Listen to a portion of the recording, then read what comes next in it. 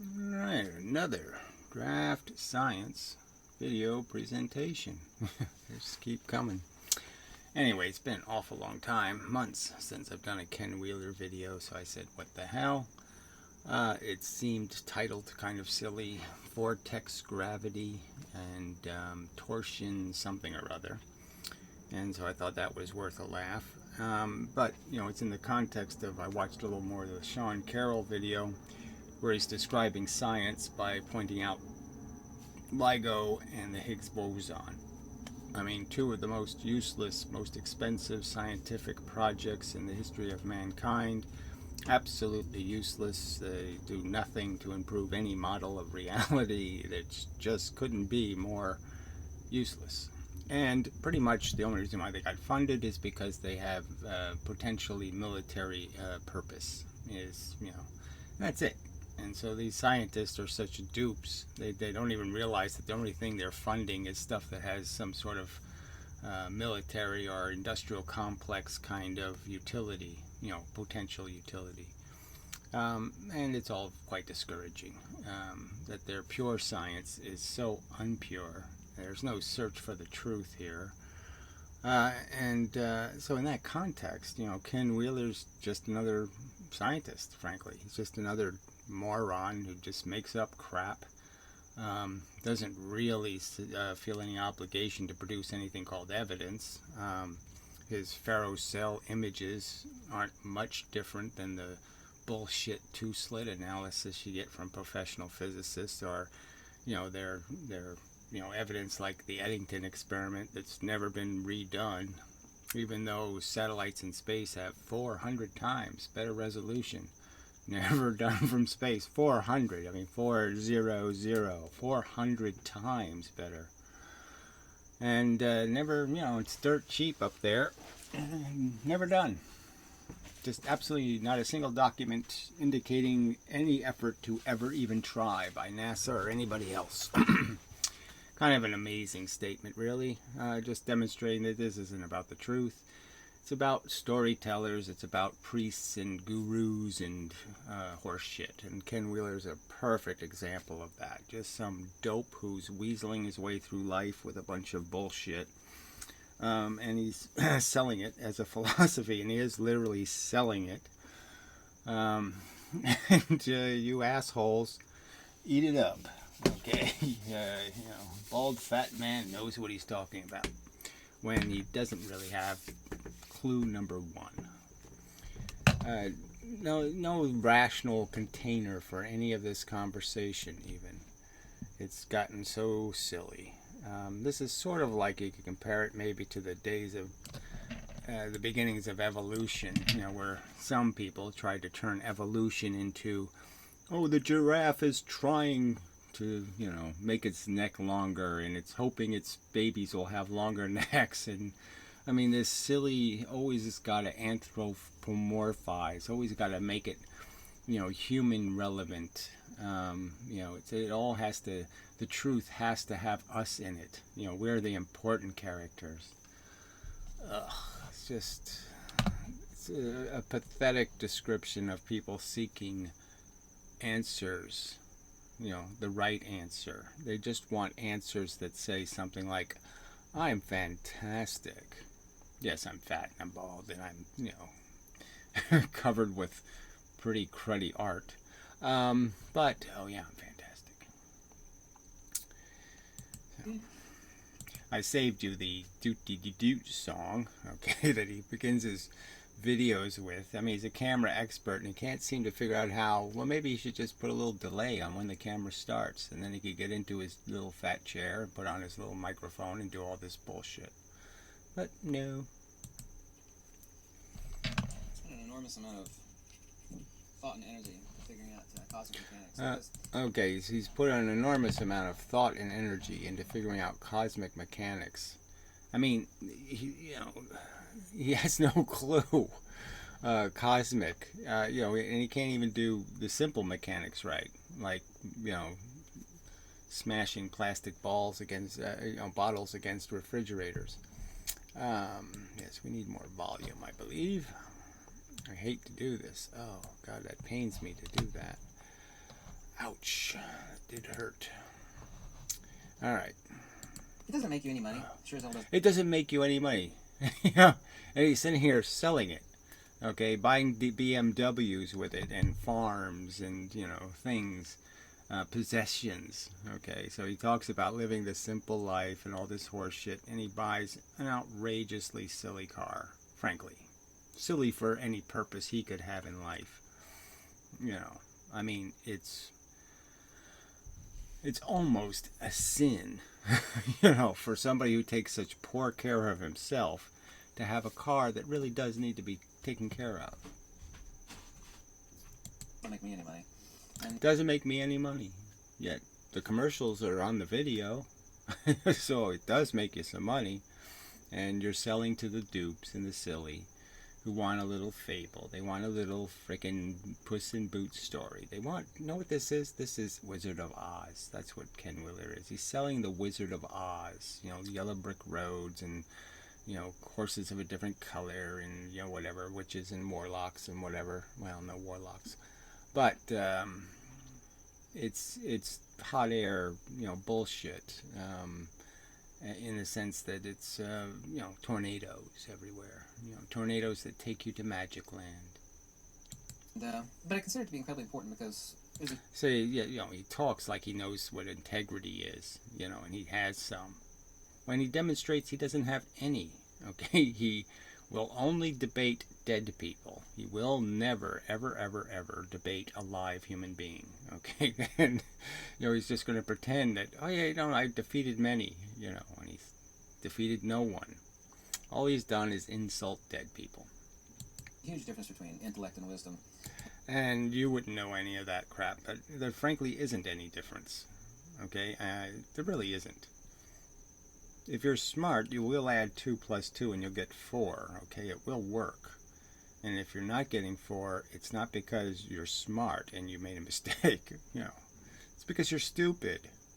And the best tool on earth is the human mind. That is whatever. The best tool for making up crap and selling it to morons. So if you're a scheming, conniving ball of blubber. You can talk all kinds of bullshit and garbage, and morons will eat it up. Because that's what morons do. The finely attuned. With the methodology, of course, the tools of... The methodology of what? Contriving crap. Figuring out what does the moron want to hear. Oh, yeah, you can be successful, too, if you're fat and bald and not very attractive. So he's really just selling loser philosophy. Yes, be a loser and win with it. Pretend you're a winner. Not much better than that, I'm sorry. Within the mind. One of, definitely the most important, is retroduction, but pushing things... Retroduction. He'll complain about retroduction in some other context. Okay, this whole idea of, yes, everything can be just reduced. You can figure out that the bottle is made out of a plastic, and the plastic is containing the liquid inside, and now the liquid can't get out because the container is containing it. I mean, you can sit there and dissect what happens. You can sit there and run a model in your own imagination. Well, I have a choice. I can step on the bug or not step on the bug. Now, if I step on the bug, his little life ends. Okay, he doesn't lay any more eggs, and he doesn't do any of that kind of stuff. But maybe he was going to eat some other bug. Okay, he also isn't going to go eat some other bug, and might have been eating a bug that was carrying Black Plague or something. And now I just prevented Black Plague from being prevented. Now I caused all kinds of harm and misery. Yeah, you can run models and So logically and intelligently. And you can do that intelligently, or you can do it in a Wizard of Oz fantasy bullshit way, as Ken Wheeler would like to do. And as his moron listeners would like to hear. They don't want the truth. It's an undeniable truism. No, it is going to be quite deniable and quite deconstructible and all that kind of stuff. Just like your fake stories about your ferrocell and all that other stuff. If anybody has a real retroductive, honest investigator, will sit there and figure out that no, light isn't bending and that's just a pile of crap, and you're misinforming people, and that's the simple truth, and you're afraid of that accusation because you have no defense against it. And you have no defense against it. The distinction between intelligence and wisdom is clearly manifest, and I'm probably going to butcher Nikola Tesla's.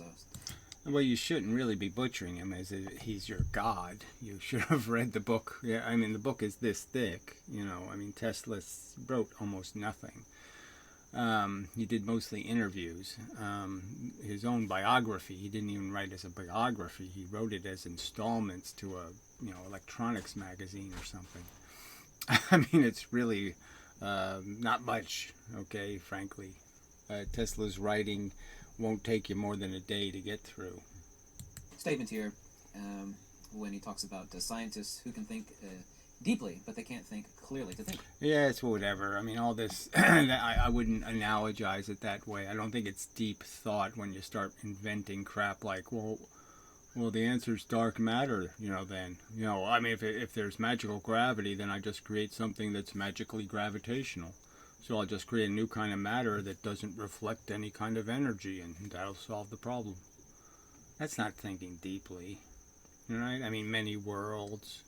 I'll just invent a new universe, and that way we can explain how we're already getting unsuperimposed every millisecond, because every bazillionth of a second a new universe is being created. Into there, I solved the problem. That's not thinking deeply.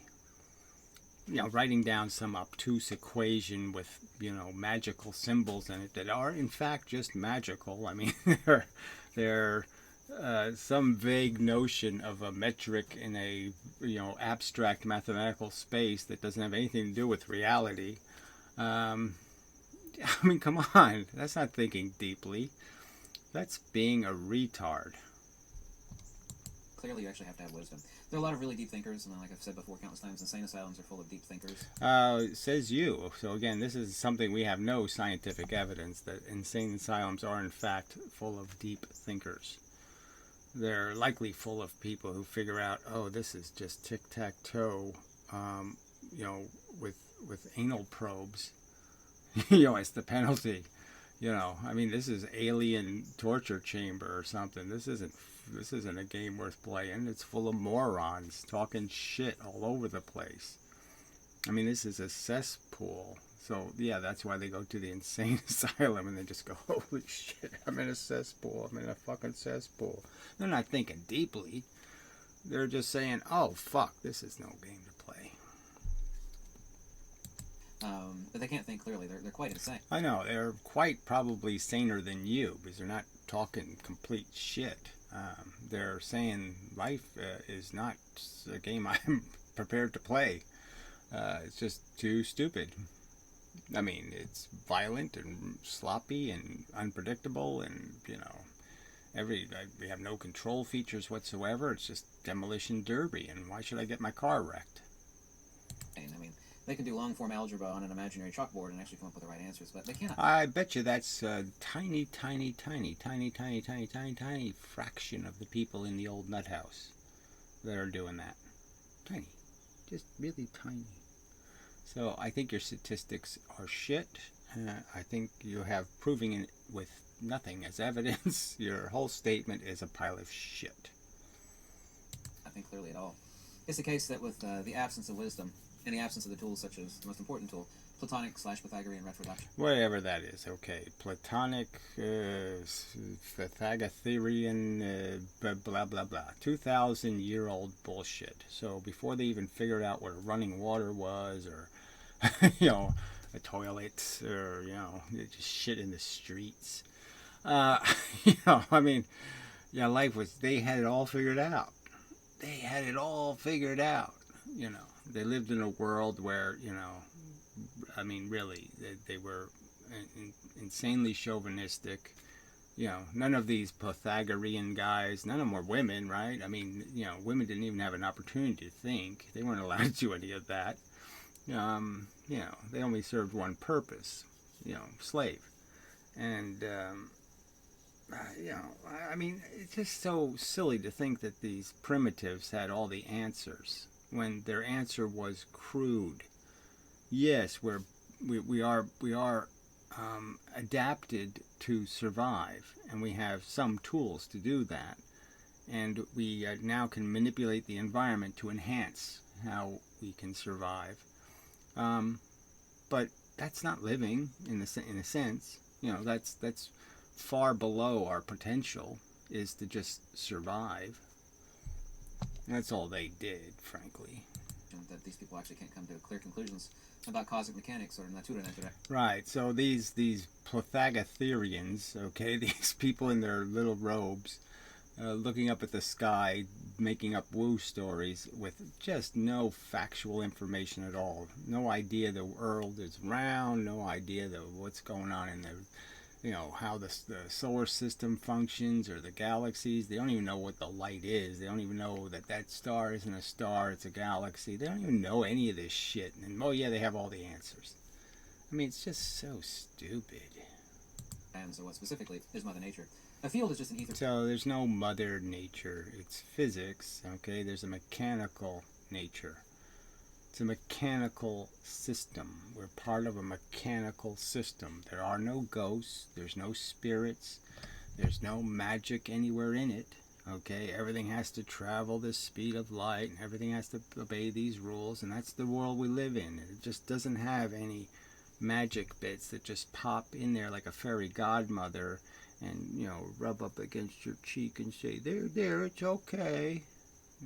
No, there's no mechanism preventing anything or protecting anything or doing anything.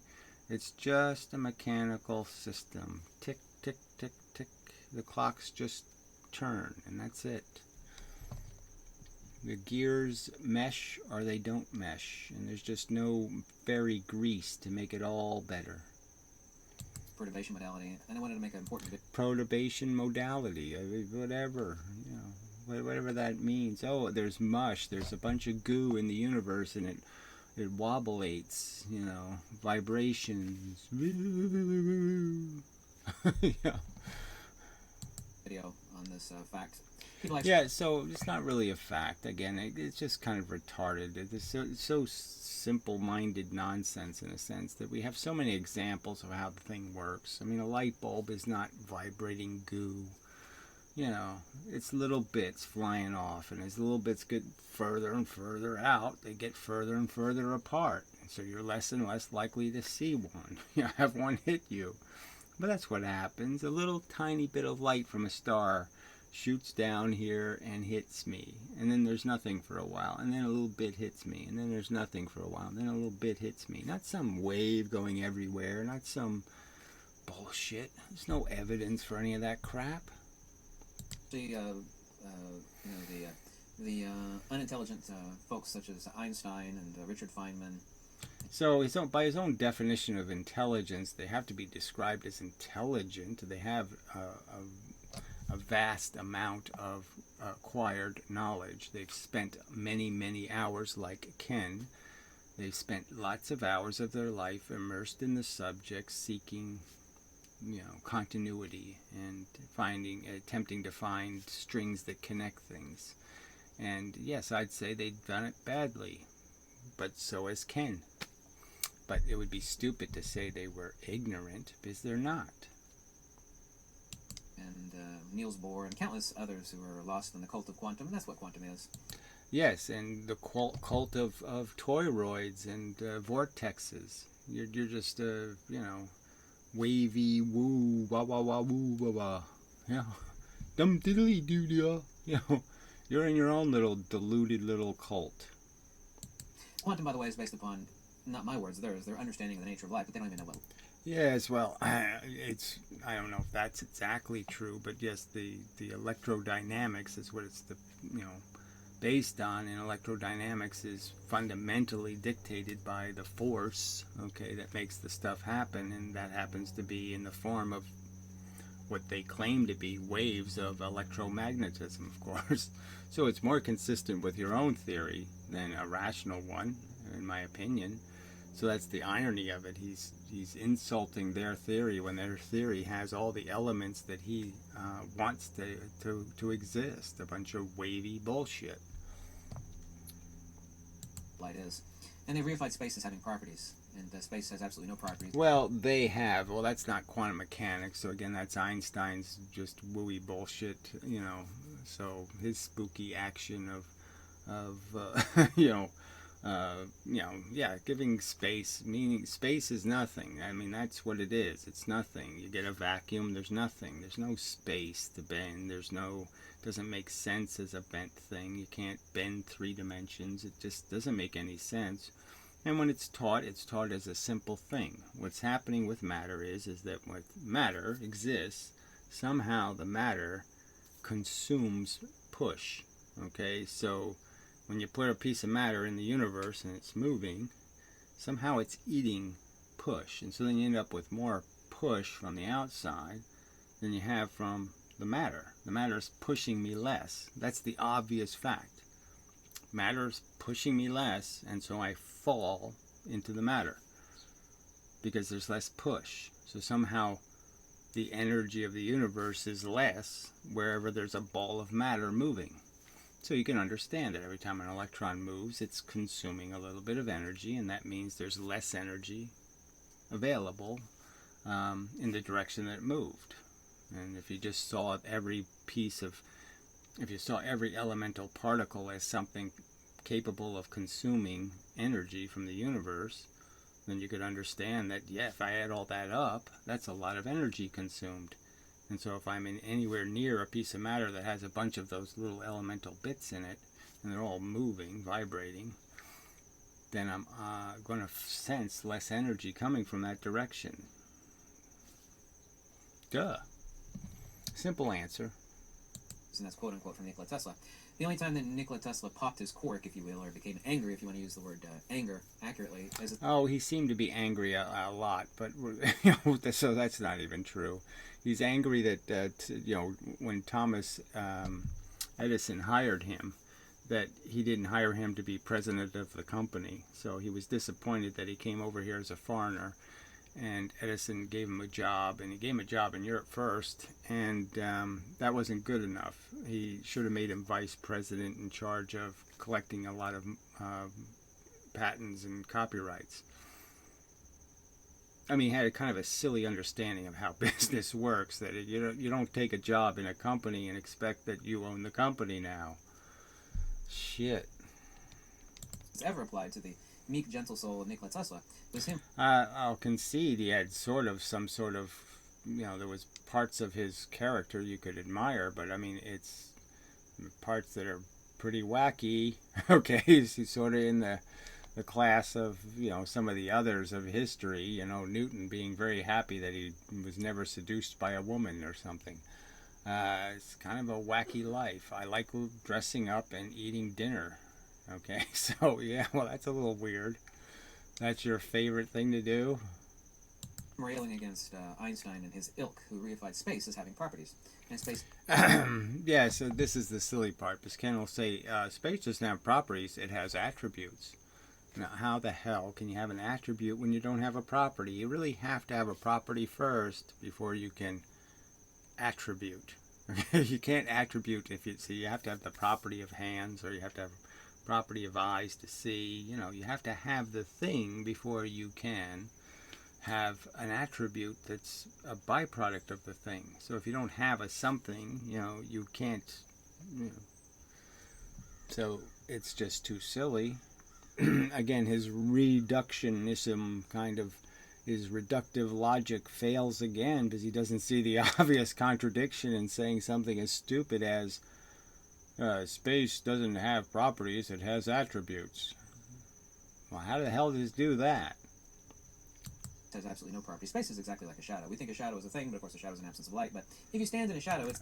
Yeah, so this, you can go right back to the whole point of making choices. So if I choose to, Ken, you could choose to stick your head into that fireplace.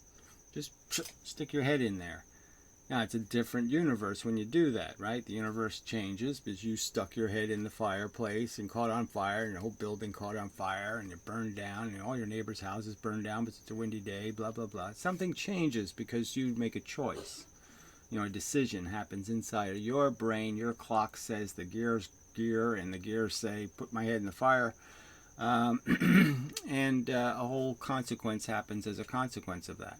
Now, the fact that you do that means you've changed two things. First off, you didn't do the thing where you didn't put your head in the fire, and you did this, whatever this is, so you did this instead.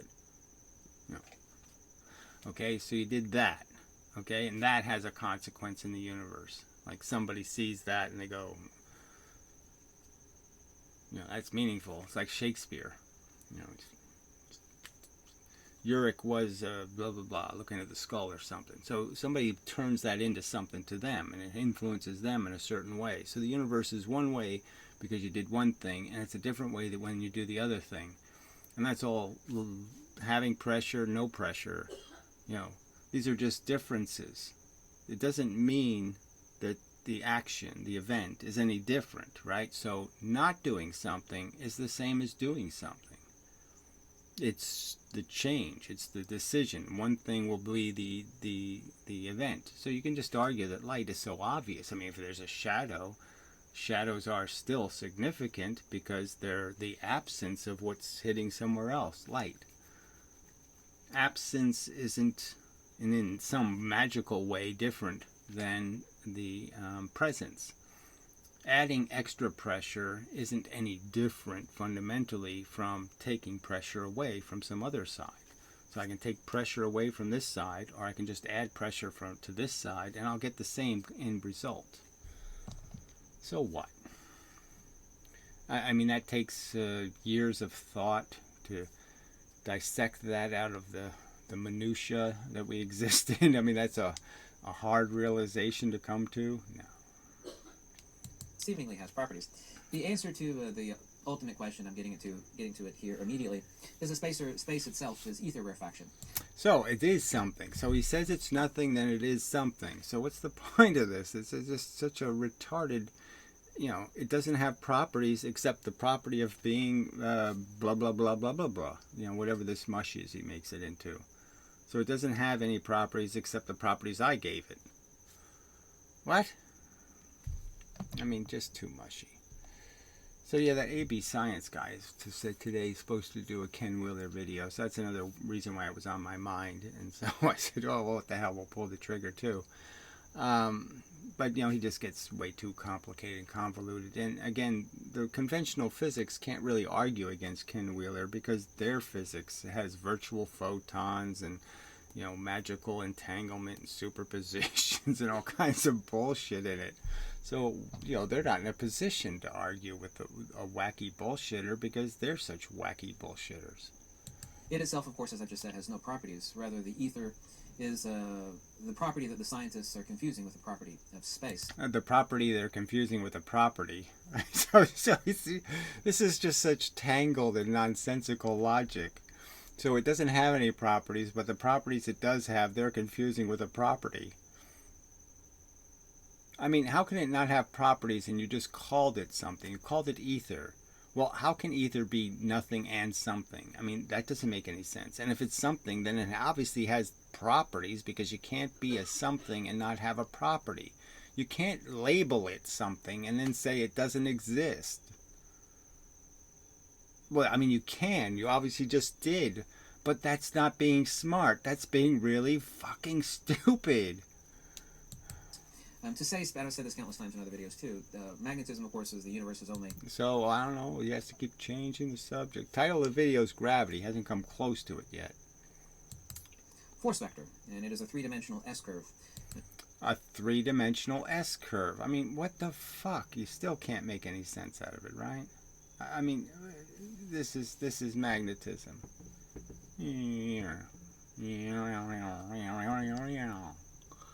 La la la la la la la. No, it isn't. I mean, it's just too stupid, and people fall for this crap. You really think it's possible that this is magnetism? That the universe just decided, yeah, let's just make some kind of S-curvy thing, and somehow that'll make it magnetic. In some kind of bizarre, unknown way, somehow this makes electrons attract and protons repel from the same conditions. I can create a condition in the universe, and the electron will go that way, and the proton will go that way. And because of this, that's why it happened. I mean, this is the Wizard of Oz, on LSD. I mean, this isn't even really close to, this as a story. This is way too stupid. This is a cat who's wearing a boot as a hat. Well, it's sort of like the Cat in the Hat or something. But anyway, I mean, it's not even Puss in Boots. It's Puss in Boots, and he's got a boot on his arm. The cat is walking around with one boot or something. I mean, it's just so fucking stupid as a story. And people are saying, oh yeah, that sounds just like the truth. No, Hansel and Gretel has more continuity as a story. I mean, it has more consistency. The gingerbread isn't have properties and not have properties. I mean, it's just gingerbread, right? You can't fuck it up much. Yeah, of course it can't rain on it because, then it turns into shit. But I mean, this doesn't have any rational continuity. This is magnetism. Look, my hand's magnetic now. Blah, blah, blah, blah, blah. Ugh. I just... Endeavor to persevere, Gary. Oh, yes, that's right. Endeavor to persevere. Okay, man up. Magnetism to say magnetism and to say create space and the manifestation of time, because time is only the measure of magnitudes. Time is only the measure of magnitudes. What?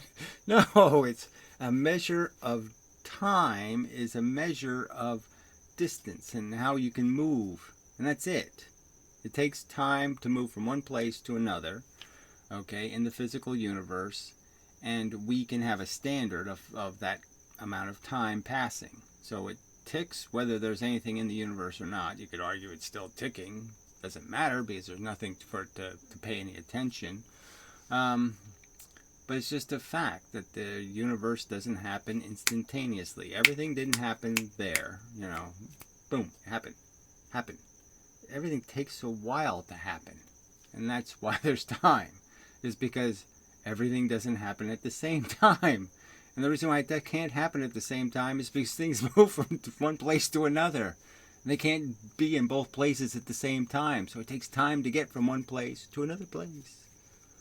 Time is a consequence of having 3 dimensions and the capacity to change your place in those 3 dimensions. But anyway, lots of things time is, but his horse shit isn't what time is. And magnitudes is only the manifestation. Magnitudes is only a manifestation. I mean, how can this even mean something to somebody? Magnitudes. What? How can you just say the word magnitude? So we have, this is magnetism, okay, and then we have magnitude. What could that mean? I mean, how can you make any sense out of this? You people are just so fucking stupid. A centrifugal force vector, which of course is the expansion. Centrifugal force vector. So now we're back to the tornadoes now. So we're centrifugaling, and then we can pedal entally. I mean, this is the conversation that aliens have before, while they're putting Vaseline on the anal probe. This is the kind of crap they say. Well, yeah, we're going to centripetal and, we'll do some of that hyperparaloiding.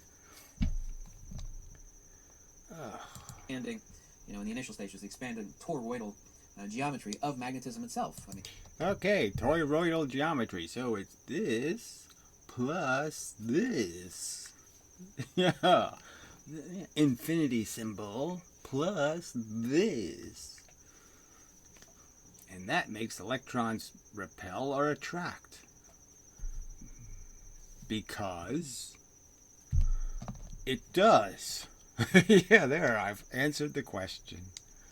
Brilliant. Aren't I brilliant? and that is the geometry of magnetism. Yes, says you. So, okay, so we're still on magnetism. The subject of the video is gravity, right? It hasn't come close to it yet. The inverse or negative image, of course, of the toroid is the hyperboloid, the geometry of the dielectric. Oh, the geometry of the dielectric. Whatever the hell that is. It's not electric, it's dielectric. What the fuck is that? The dielectricity, which is somehow different than the electricity. Which it really can't be because there's only one kind of electricity. So, it doesn't make any sense just throwing words around, you know, gibberish, inertia and acceleration. gobbledygook. Force and motion, i.e. magnetism.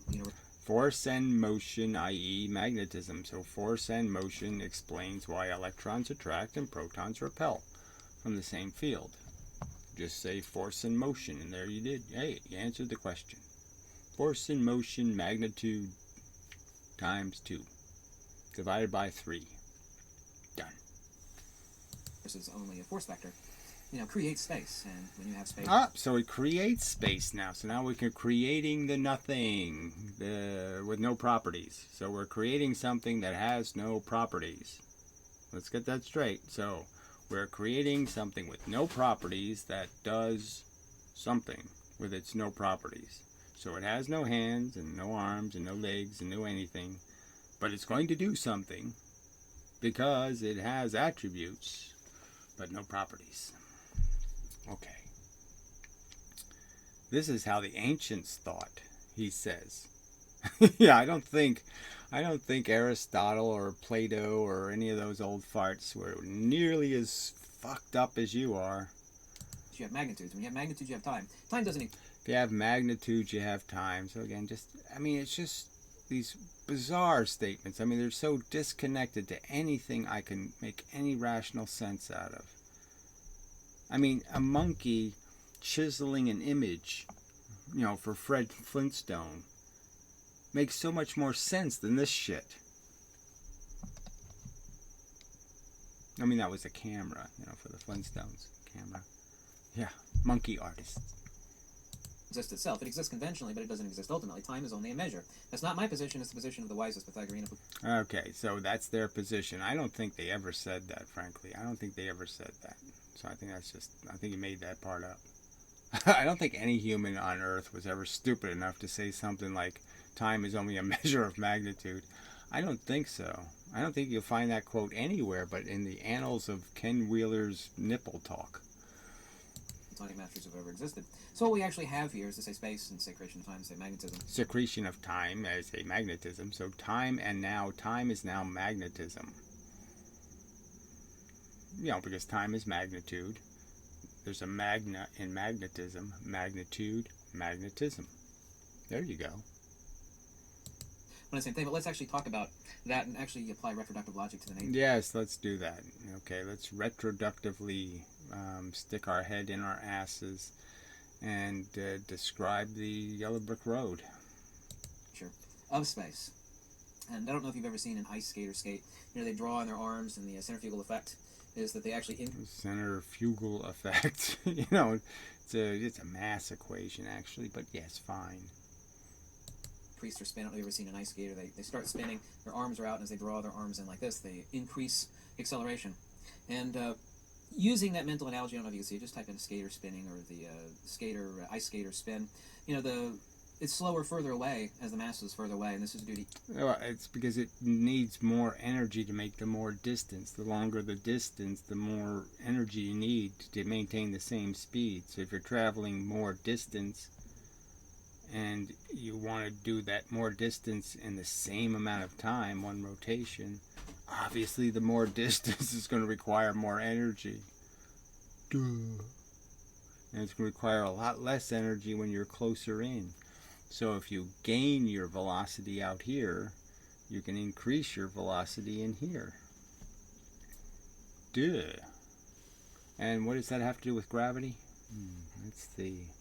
What could that possibly have to do with the fact of gravity? Nothing. Ether torsion. Decelerating a faraway mass vectors the mass to the lowest pressure mediation. Okay, vectors the mass to the lowest pressure mediation. Vectors the mass to the lower... Nobody can take that arrangement of words and in any way, I guess I should write down the words and actually say, how do you deconstruct that sentence?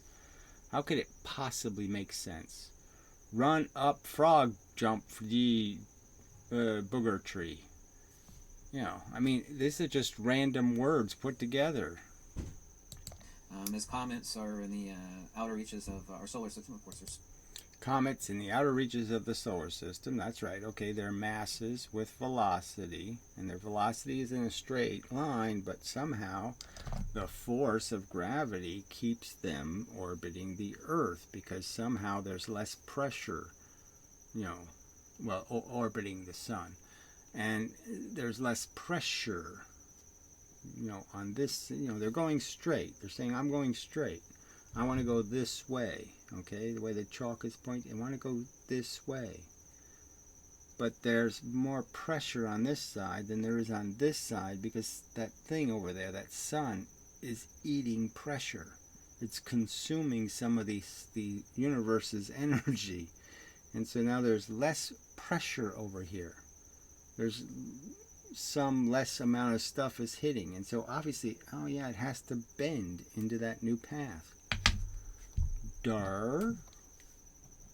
That's all there is, okay? There's just an absence of energy on one side, and that's why it has to go towards the sun, because the sun is consuming energy, because it's got a lot of little bits in it that are moving. And it takes energy to move matter bits. slow, and of course they speed down, they follow a parabolic. And of course, a parabolic path to the sun. Of course, they start to speed up. Scientists. Of course, they start to speed up. Yes, the Earth speeds up actually. Okay, as it falls closer to the sun, it speeds up to maintain the same momentum, the same total momentum. All the scientists are not real scientists; they're mathematicians. To demonstrate the supposed curvature of space, what they'll do is they'll use a trampoline or some other stretchy fabric.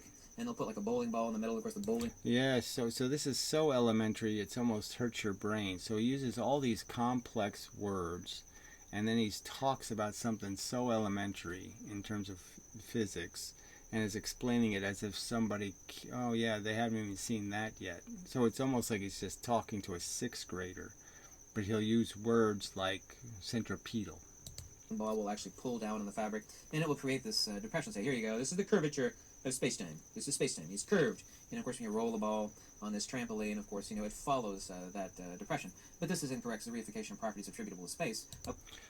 It's incorrect. I mean, it's an analogy. So, it's okay to use analogies. No rule against that.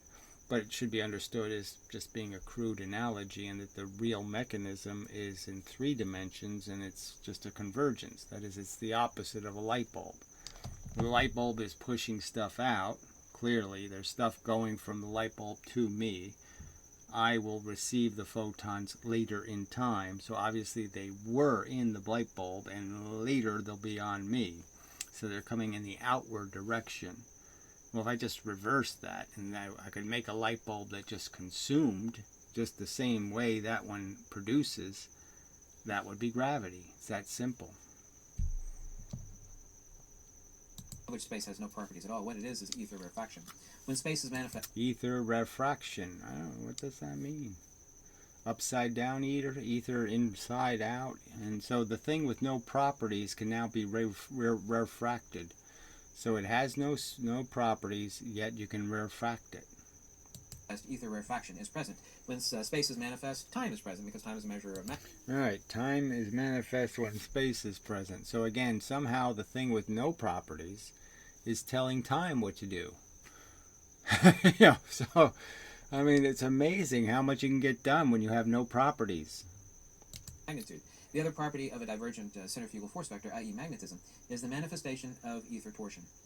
Alright, so ether torsion. So magnetism creates ether torsion, and somehow that creates gravity. So gravity isn't the more elemental function. You need a magnet to make the gravity. The closer masses are, the more they spin. Just like a coin in a... Okay, so the closer they are, the more they spin. I haven't even heard him say this before. So the moon isn't spinning, as far as we know. So if I brought the moon closer and closer, it would double its non-spin. Maybe that's what, it would start not spinning even faster. It would not spin even faster. vortex well. I don't know if you've ever seen those vortex wells. They're very, very cute.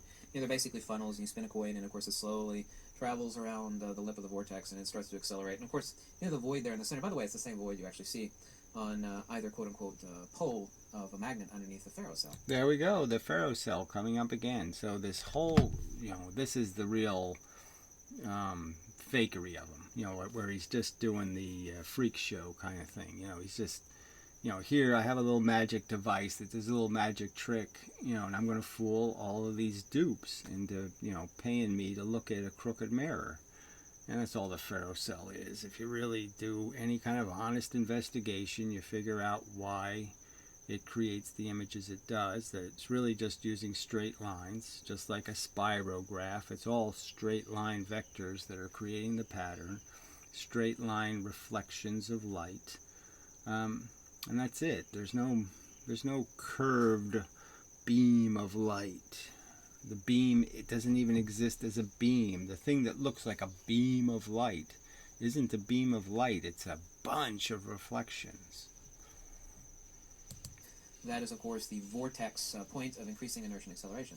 Here we are. Vortex point of increased inertia and acceleration. So you can be both, inertia and accelerating at the same time. Now, even though inertia came from this idea of having a state, that's already defined, a defined state, and then you're accelerating. Well, I mean, you can't do both at the same time. Actually have both polarized time, and this is the reason why seed disparity is so different between North Pole seeds and South Pole seeds. Okay, so then he's going on to a seed experiment, which is more horseshit, complete, the most unclinical experiment. He has demonstrated no real proof that seeds can tell the difference between North Poles and South Poles. Ugh. Not that there isn't some difference. I mean, I would argue that, yeah, why not? I mean, making positive ions is different than making negative ions, you could argue. That, of course, is a matter for another topic. Yes, a matter for another subject. That's right, you're talking about gravity. But you're not really explaining anything. But space is itself ether rarefaction. Alright, so space is something. It's ether rarefaction, and ether rarefaction has properties or no properties? You said it has no properties, so again, you still haven't explained how your something doesn't have any something to it. How your something is nothing. And ether rarefaction breeds torsion. I don't know if... Alright, so more complex things. I mean, torsion is kind of a complex idea. That's kind of like a pull. You can't just say something pulls on something without explaining how the fuck it does it, right? I mean, push is easy, right? The light bulb pushes out a bunch of crap. The crap hits you and it pushes you. Well, that's pretty understandable. This pull stuff, you got to be a little more careful. So you're going to talk about torsion. Torsion means you have both push and pull in your intention. Torsion is like the rope, in the tug of war, and you put a little flag on it and you can see where the rope's moving. That's a complex thing. Lots of hands, lots of things with properties have to be manipulating something to create torsion. Well, let's take a rubber band. When you actually pull a rubber band taut from either end, you actually have this torsion. That torsion causes a mutual mass acceleration of two masses, but not mutual mass acceleration, that's what it causes. Okay. Creates potential, for it to unstretch. Accelerating towards one another. They're accelerating towards the lowest pressure mediation between the two. There you go. Now that's the only thing he says that's ever rational. This is all about just pressure mediation. This is just about light bulbs producing pressure, and the fact that suns containing a bunch of electrons and protons that are being pushed by a force means that they've consumed force to be moved, and therefore there's less force coming out of them than went into them. So they've mediated the pressure. They're reflecting less energy than hit them, which means that the universe is producing more energy than they're producing, which means if I'm standing next to one of them, I'm getting less energy off of the sun than I'm getting off of the universe, and that's why I'm going to move 10 meters per second into the Earth if I'm close to the surface. Which is shown underneath the supercell. there's actually this void The supercell again, this nonsense. created that both masses are accelerating towards, or in this case. So the void that both masses are accelerating towards. So this is kind of one of Ken Wheeler's most. I mean, it's just such a take advantage of a physical circumstance. So we kind of know that the force, the light bulb, actually has to hit me, okay, before my matter can react. My matter can't react when the light gets halfway towards me. My body can't know, oh, the light is halfway. And he's arguing that somehow everything's moving towards some middle point between the events that are taking place, the crosstalk. Like somehow I could have a conversation with somebody and I could say 1, and he's going to say 2. And that somehow he would say 2 when my 1 only got halfway to him. He'd already know I said 1, and now he says 2, and I know he says 2 when it only gets halfway. Nothing like that's happening. The 1 isn't going halfway. I mean, it's just a silly thing to do. Yeah, you can do it, and I can't prove, okay, that when a pitcher's throwing a ball, he's throwing it to the halfway point, right? He's not throwing it to the catcher. He's throwing it to the halfway point. No, I mean, I can't prove he's not doing that, but we all know, that's not what's happening. The magnets all accelerating towards. There's no such thing as magnetic attraction. Magnetic attraction, of course, is dielectric acceleration. So again, there's no such thing as magnetic attraction, which doesn't make any sense at all. I mean, we have an idea of the mechanism. We have a word for when something moves towards another thing, and we call it attraction. And we call the opposite repulsion. Now, I would argue that repulsion is the elemental function, that pushing is the elemental function, and the word pull just has to do with inverting push. So you've taken away a push to create pull. And so when you're attracting something, you've taken away the repulsion that would be balancing the field. You've imbalanced the field. It's that simple. You turn off the light and there's still a light on the other side, then I'm going to move that way. Mutual mass acceleration between two large bodies occurs identically so. It is just... Okay, identically so. Mutual mass, blah, blah, blah, blah, blah. So again, he's arguing that this gravity thing doesn't have to go all the way to the object when that's the physics, that's what the evidence indicates. There's no, it moved twice the speed of light, or it happened twice as fast as the speed of light, or some kind of crap like that. Obviously, the force does have to go all the way from one piece of matter to the other piece of matter. When I say the word 1, it has to get to the other guy's ears before he can say 2. Point non-specific or incoherent mutual mass acceleration. Point source mass acceleration is the same distinction between a light bulb and a laser. We actually have 5 watts. So this is the silliest, another one of the silliest things he's ever said is this idea that, of course, if I shoot, I have 100 bullets, and I take my 100 bullets and I shoot them in every single direction, they're not going to do much. But if I take my 100 bullets and shoot them all at you, then you're going to say, man, your gun's really strong. Holy fuck. Yeah, you're going to have the impression that I got a really powerful gun because I shot all the bullets at you. So, I mean, this is just so silly. Of illumination, this is 5 watts, of course. You have incoherent non-point source light. And of course, it's not. Both of them. I mean, to say non-point source, okay, you can say that, but the point is whether it was point source or not, you're just basically saying I can create a mirror behind it, and I can just reflect all of the energy in one direction, and so it's not mathematically a point source anymore. Once I've, funneled everything into one stream, obviously it's different. Just like with the water in a fire hose, right? The bigger the nozzle, the less, aggressive the water.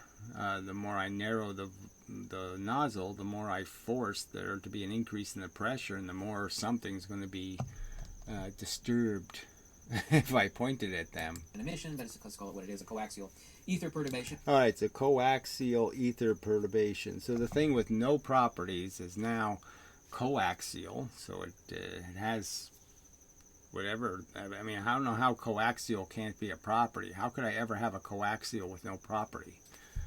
It's like saying it's red, but it's not a color.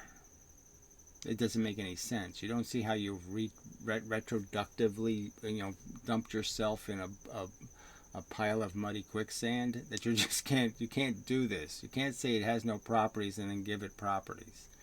That's contradiction. And then this is no different between two masses that are accelerating not towards one another but towards a null pressure point. But that is just ether rarefaction. So again, he's really saying this literally. He's saying that somehow you don't gravitationally move towards the other body. That somehow I'm not moving towards the what you could call the focus of the consumption of energy, which is the center of the Earth, gravitational, mass, its mass center. That somehow I'm moving to the halfway point. What sense does that make? I mean, it can't make sense. Everything in the universe is field pressure mediation. Yes, that's fine. Exactly. Everything in the universe is push and the absence of push. That's all there is. There's just nothing else happening. There's push or the absence of push. There's nothing else. Everything moves based on how much push there is in one direction and how little push there is in the other direction. And that's it. And you can have balanced push or imbalanced push. The end. There. The universe has been explained. Field pressure mediation. Mother Nature, I say humorously, is a hairy armpit chick wearing a hemp skirt and dirty feet. Well, actually, she's obviously a sadistic lunatic who kills trillions and zillions and billions of baby animals. A horrible, evil slut. It's not complicated. She doesn't carry around a bag of magic particles. She doesn't carry around a calculator. Oh, yeah, well, you just gave nothing properties, which sounds like magic to me. So, I mean, and all of your gobbledygook words all sound like magical concepts and functions. So, I don't see how you've reductively reduced this to something simple, except when you said it's just pressure mediation. You can turn a light bulb on or you can turn the light bulb off. And the fact is the universe is a different place with a light bulb on and one push is coming out. Light bulb off, no push. See you later. Everything is very, very simple. Everything is force and motion, inertia and acceleration. Whatever. Whatever that is. Inertia and acceleration, force and motion. No, there are force. Yes, force, stuff moving the speed of light, like light. Stuff moving the speed of force. And then there's stuff, the matter crap, that has to be pushed by the force. That's it. There's bullets and apples. That's it. Bullet hits apple, apple goes. That kind of thing. There's nothing else happening here. Ping pong ball, ping pong paddles. Nothing else. Not complicated.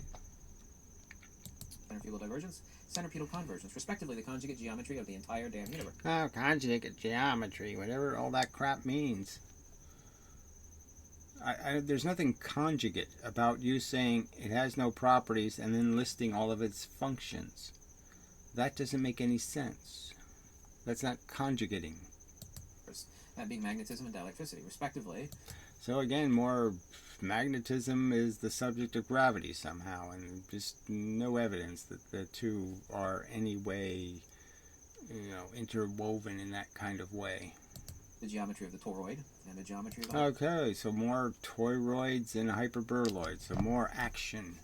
So the stuff with no properties is doing this, all the way around like a donut.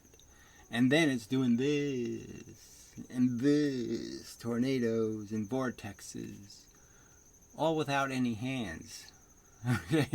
All without not having any properties. So somehow it can make hyperboloids and toroids, and yet it has no properties. Amazing. Hyperboloid, or the hourglass shape. The negative image of one another, of course, is the opposite. The negative image of Taurus is the hyperboloid. Negative image of the hyperboloid is, of course, the torus. These form the yin and the yang with the conjugate geometry. It's not really true, okay? I mean, it's not the negative image, okay? Swirling a tornado this way, around this way, doesn't have anything to do with stuff going this way. This way will not make this go this way. Of the entire universe, from macro to micro, from one end of the universe to the other. This is the immutable law of the entire universe. But space has no properties. This notion of Oh! space. Okay, did it again. No, you can't. Yeah, science. That's all you are. You're just a storyteller. Space has no properties except for toroids and vortexes and all. Except for all the properties, there's no properties. Oh, fuck. He gets away with this. Incomprehensible goo. Movies and TV shows is absolutely hogwash, and it actually came from. No, it's pig wash. I mean, it's you're just full of pig bath water. There's no pig even. The far less than wise mind of Bohr, Einstein. Yes, Bohr was a religious asshole, so fuck him. I mean, really, fuck anybody who says, "Don't tell God what he can do." I mean, that's just such pussy physics. So, yeah, fuck Bohr. I may have been born. Well, it doesn't matter.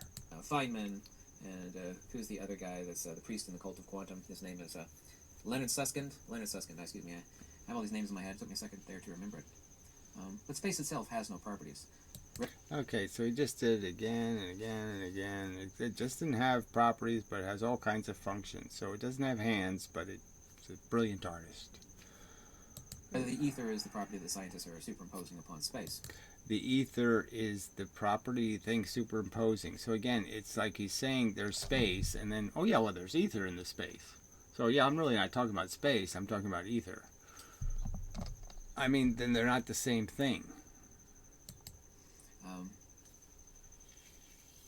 This vortex that objects accelerate towards, not fall into, is a well of decreasing. All right, so they don't fall into it. They accelerate towards it because of what?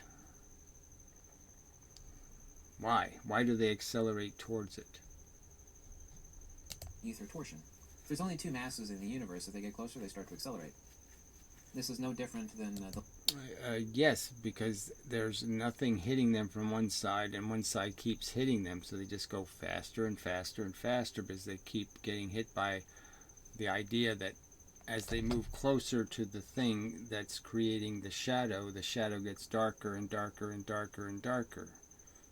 So as they get closer, it's pushing even less and less and less and less. The light bulb is dimmer, so, the further away you are, the dimmer the light. Well, it's exactly the opposite, in the sense the source of dimness, okay, the closer you get, the dimmer it gets, okay? So when you're turning the light off, when the light is off, it's exactly the opposite of when it's on. And so it's the complete inverse, and it gets darker and darker and darker the closer you get. So you go faster and faster. The light and the field lines actually sitting on either pole of a magnet underneath the supercell. So we know that the field lines, you're not looking at the field lines in the supercell, right? The field lines are doing exactly what they do in a magnet, and all you're doing is looking at a very, again, I could take the iron filing, traditional magnet with iron filings, and if I tilted it just the right angles, and then shine light across it, I can make you see what you see in a ferrocell. You'll see it won't be as elaborate, but I can create the same illusion of artificial lines in space and, things that you shouldn't be where they are. Okay, because I'm creating a diffraction pattern. I'm diffracting, I'm bending, I'm reflecting the light at different angles. And so you'll see the light as if it was coming from one direction when obviously it came from somewhere else because it's reflecting. So it's like taking a mirror and breaking it into a million little pieces and changing the angles on all the little pieces. And you get that bizarre image that's all stretched out and all that kind of stuff. And that's all the ferrocell is. It's a trick. It has nothing to do with doing science. That large black spot right in the center? That is the ether torsion portal, if you will, or vortex. Okay, it's a portal. It's a portal. The ether torsion vortex. I mean, it's just too stupid. No, it's the place where a bunch of this ferromaterial is collected, and that's why you're not seeing any light. It's the vortex of increasing inertia and acceleration, the erasure of the ether torsion. of the after effect of a divergent magnetic field. So all of that crap, and this is a guy who has to explain what a bent fabric is, and he's using gibberish like that. I mean, whatever that was. I can't even repeat it because it's, all the syllables. Supercavalagic fristic expialidocious or something, whatever the fuck that was. I mean, this is just as bad as it. This is just, Disney film on crack. That human beings conceptualize as space. This is space. It is something. It does things. No, it doesn't. It doesn't do anything. Well, you're saying space is ether, and ether does something. So again, this is just such horse shit. Either there is something, or there's nothing. But you can't play this game that there's space, and oh yeah, well then there's ether filling the space. I mean, you can't do it. It's cheating. This conceptual reification, of course, is a fallacy, and it's due to a lack of wisdom. It's the same reason human beings conceptualize a shadow. And when you stand in a shadow, you feel colder. A shadow is something. No, a shadow is the opposite of something. A shadow is absence. We can't engage in conceptual reification. It's like talking about waves. Waves are... Again, it doesn't matter whether it's an absence. The fact is, it's a change, and change is a change. Period. You change something, you change it. Whether you take something away or you add something, it doesn't matter. Change is change. What? There's no such thing as a wave. Waves absolutely don't exist because they're not... So again, I don't even know why he says this stuff, because he obviously believes in waves of ether, perturbations waving through the ether. Not things. Space doesn't exist because it is not a thing. It's a conceptual reification. I don't even know what that is. A conceptual reification. Again, it's just, I don't need it. I don't have, no, space is nothing. And the stuff in it reifies the space. If I put soldiers on the battlefield, well, now the battlefield is different than when there's no soldiers on it. Duh. We want to reify space in an accurate fashion, even though we can't. We're talking about ether torsion present due to the divergent three-dimensional force vector of a magnetic field. It's as simple as that. That actually is simple. This video was incredibly simple. I mean, this is dumbing it down quite a lot. Oh, so he took out some of the gibberish. So this is the low gibberish version. I don't know why people tell me to dumb it down. It's like, well, I already did dumb it down today. It's kind of strange. So let's understand, it's a dirt simple force. So let's just understand, gravity is not complicated. You're just really saying it's a convergence. That just means that it just seems like it's a vacuum cleaner. And it just keeps sucking. Alright, and there's an endless supply of stuff to suck. And everything just gets kind of pulled by the dust. The dust moves into the vacuum cleaner, and all the dust hits things, and they move based on how much dust hits them. And that's basically how simple gravity is. It's not complicated. Again, it's just the exact opposite of a light bulb. If you thought of the photons as coming as pressure coming off the light bulb, it's just doing gravity just does the exact opposite. It's this absence of light. The unlight, like the uncola. It's the opposite movement. It's the light is sucking. That's what gravity's doing. Every time I hear that. And the simple explanation is it's consuming momentum out of the universe by moving matter. It's that simple. The matter moves slower than the force. When the force hits a piece of matter, it loses some of its energy for a little period of time because it's moving slower, so it has less momentum. And then it leaves and it's going back to its, what it was. But for that little moment of time, while it was moving that little piece of matter, it lost the energy in the universe. Some of it was lost. And that's causing gravity. But just think of the ice skater as she draws her arms in and she... So again, it's just a metaphor, an analogy that has nothing to do with this gravity. It has to do with how you stay in an orbit, but it doesn't have anything to do with what's causing the force itself. It starts to accelerate. Think about mutual mass acceleration. What are they actually falling or accelerating towards? Mutual mass. So he's talking again, that's two bodies moving towards each other based on how dense they are. That is how much matter they have. The one that has more matter consumes more force. That is, it's more of a negative light bulb than the small thing. The small thing is just a tiny, tiny little light bulb. It's the same argument. Big things produce lots of light. Little things produce a little bit of light. Well, if I inverse it, the little tiny sucker can't move me much. The big sucking device can move me. There is electrostatic torsion between any two masses, period. So now we're electrostatic torsion. So obviously that again is a more complex subject in the sense that obviously one side goes positive and one side goes negative, because that's the only way things can coexist. If one thing's positive and the other thing's positive, they repel each other. That means they push each other's stuff in. They change each other. So one of them has to switch to negative and one of them has to switch to positive just by the process of them interacting. Electrostatic torsion, of course, is the ether rarefaction, which is ether torsion. That naturally draws two masses, not towards one another, but towards a null pressure point in the ether. Right. So, I mean, the fact that objects stick to each other from electrostatics is completely different than gravity. Not the same thing at all. Remove that torsion. In other words, if there's only two masses in the entire universe, let's say there are these two masses, it's just like a stretched rubber band between these two. They will naturally accelerate towards the null pressure point. So again, he's saying you're not pulling individual atoms in the first place. What you really are is molecules are pulling across each other, proteins that are, not straight, curled up, and you're pulling the curl. It literally is kind of like springs in a way. The proteins want to be in the curled state, and that's what they're doing electrostatically for them. And you're forcing them out of that state. This is the vortex of erasure of three-dimensional force vectors, i.e. magnetism, the after effect of a divergent magnetic field. Since the only force vector in the entire universe is magnetism, what do you think resultantly is... The only force vector in the universe is magnetism.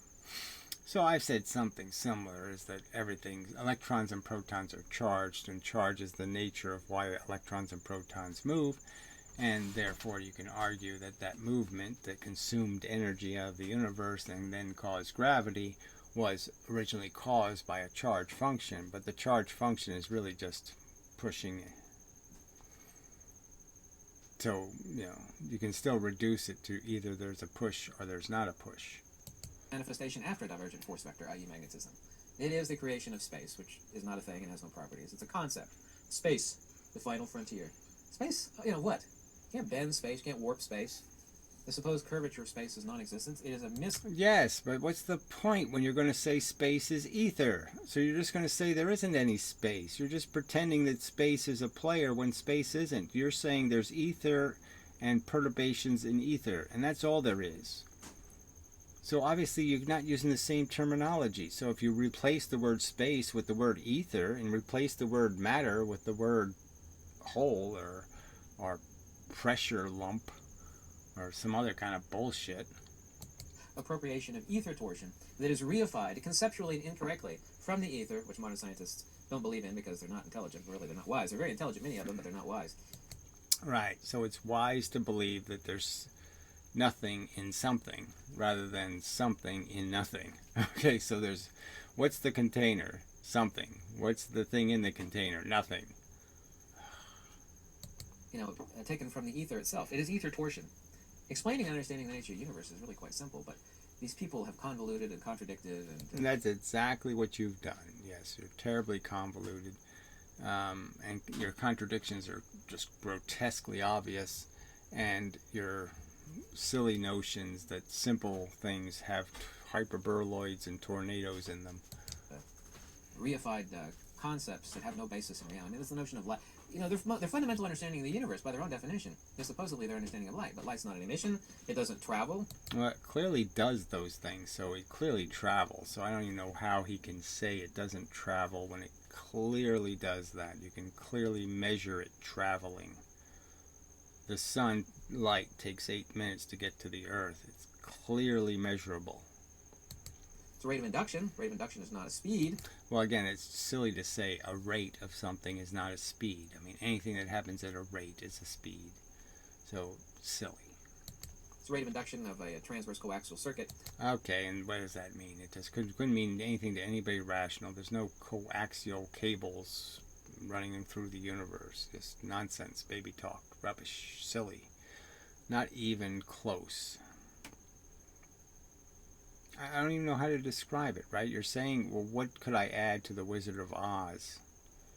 You know, that would be coherent, yet, it doesn't make any sense. I could just make up any kind of magical crap.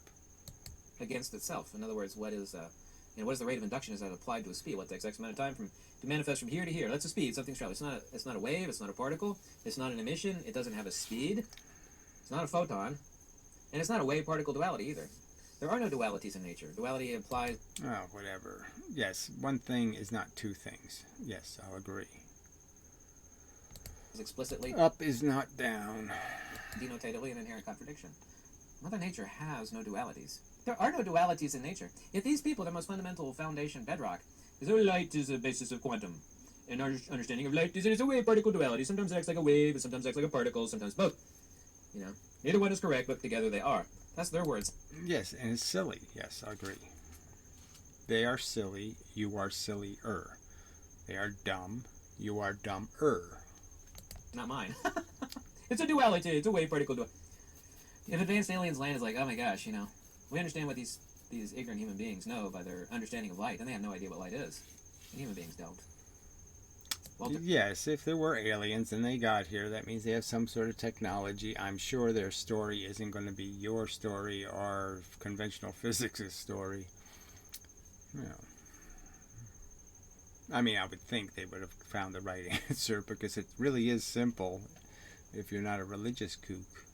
Russell and a few other people did. I do. You don't know shit. Well, you do know shit. You know a lot of shit about shit. But you don't know anything worth knowing. But humanity does not. Humanity can't even begin to understand how simplex the universe is until they act. So again, he says things like the simplex crap, and he's got a hyperboloids and magnitudes and all kinds of crap going on. There's nothing simple at all. Actually understand what light is. You can't draw it. That's how not simple it is. Humans don't. You all think it's a wave and a particle and a photon and a wave-particle duality and it has a speed and it's emitted from point A to point, like when you flick on a switch and turn the light on. No, they think like you, that it's some wavy crap, that it's some sort of magical thing that's happening in two fields that are doing some sort of wobbly bullshit. They're just as wacky and stupid as you are. Like, it's emitting something. Oh, it's not emitting anything. It's like ignorantly saying a person in the middle of a pond flapping their arms is emitting something. They're not emitting anything. They're creating perturbations in the water, i.e. the field. Yes, that's exactly what emitting would be, is to move things. They're moving the water. By moving the water moves to another person. The person sees the wave and says, something's moving the water. The ether. Now, depending on what that perturbation is, you can say it's light, you can say it's magnetism, you can say it's electricity. That's what they believe. They believe it's waves in some sort of water. That's why they keep comparing it to the wave tanks and to sound and all this other stuff in a medium. They, like you, believe in the ether. So why are you pretending they're on the other side? They're not on the other side. They're on your side. This stupid, wacky, silly, the universe is made of jello world. Electricity, which is a hybrid of electricity and magnetism. Do you think Prove it. Show me a piece of dielectricity doing something, as opposed to electricity. In the middle of a pond flapping their arms is emitting something? No, they're not emitting anything. Anyway, I hope you like this video. I try to keep it really simple. You do? So you really don't think the photons are being emitted by a light? You just don't think so? That all that heat and the aggravation that caused on the atoms means that the atoms are spewing something? Like it? Let me know. Click the link below. Or don't. I mean, spewing what the universe is already producing. It's like me moving anything, and there's force in the universe already hitting light, hitting something, and I can move and vibrate it, and then the colors would change and the photons would change based on how much moving I'm doing it. But without photons to reflect off of, you're not going to see the movement. Let me know how much you hated the video. Thanks and goodbye. Yes, right. Like you encourage any of that. Oh, that was tedious and long and horrible. And just an example of just, I mean, this is such an arduous task to reason with the human race because it just doesn't give a shit about the truth. They just don't. They want their fairy stories to be true, and that's it. It's as far as they're willing to go. If it doesn't feed their delusions and their needs and their dependencies, they just don't want to hear it.